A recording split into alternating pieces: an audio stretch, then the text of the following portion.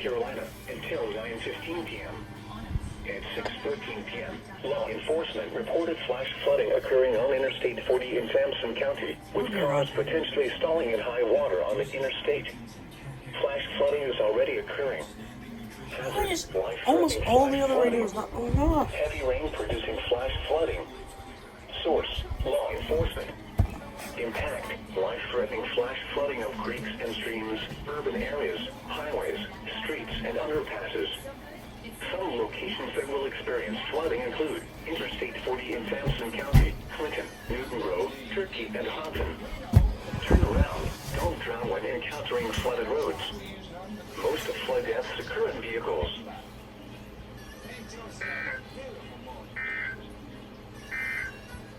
The National Weather Service